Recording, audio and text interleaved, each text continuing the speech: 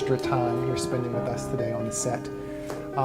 You mentioned you arrived on Howard's campus in 1946. If you could, as best you can, describe to me what were your first impressions of arriving on this campus as the daughter of two Howard alums. The fact that I even had the privilege of attending Howard University was a thrill in itself. And the fact that this was at the end of the war, and our class was the largest class of freshmen, 1,500 of us, all over the place. Many of them veterans, and that's why there were so many here. So the vastness of the place, the introduction immediately from students from all over the place was just a fascinating, gee whiz, am I really here? What's going on? I'm going to be a part of this, just ecstatic about the experience. My roommates were from New York and Massachusetts, and we had named ourselves Tim, Tina, and Terry.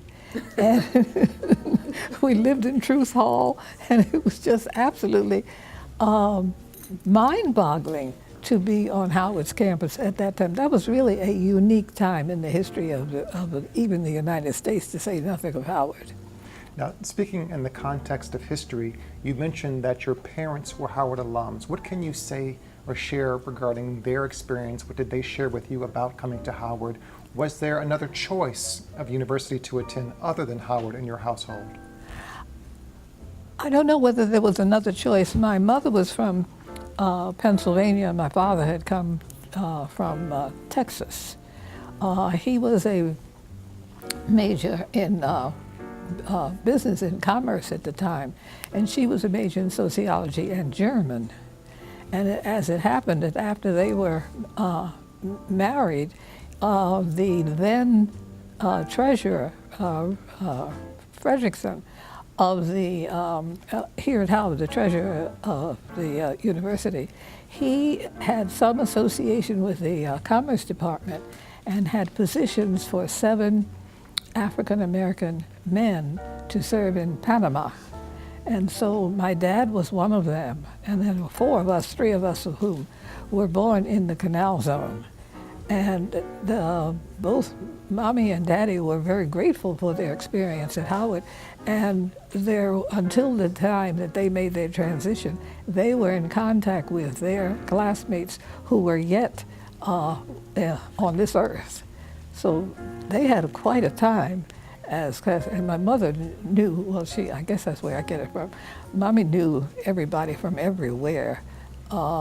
She spoke German, and she taught school, and Daddy was a director of a clubhouse in Panama Canal Zone.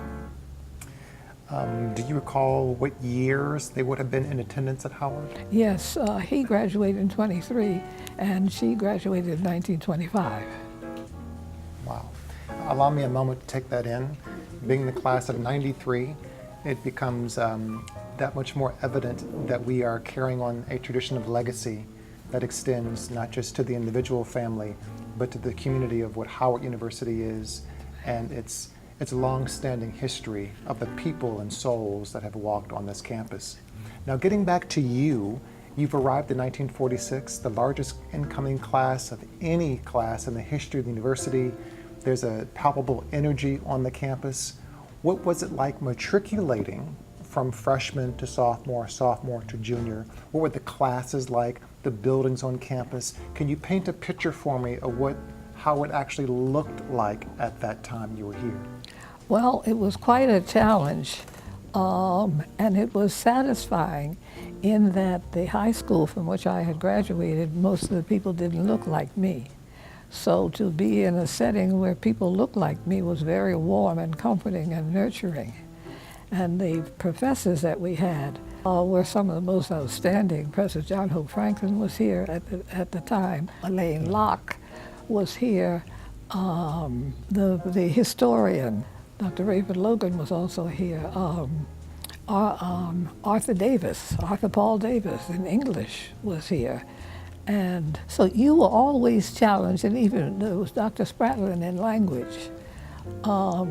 You were always challenged to do your best. And then you had your peers who also challenged you because of their varied backgrounds, because every single one was unique. Everyone had something to contribute. So it made for a very worthwhile and warming experience, and one that took us through the time that we were at Howard, and then served us very well as we moved out into the world.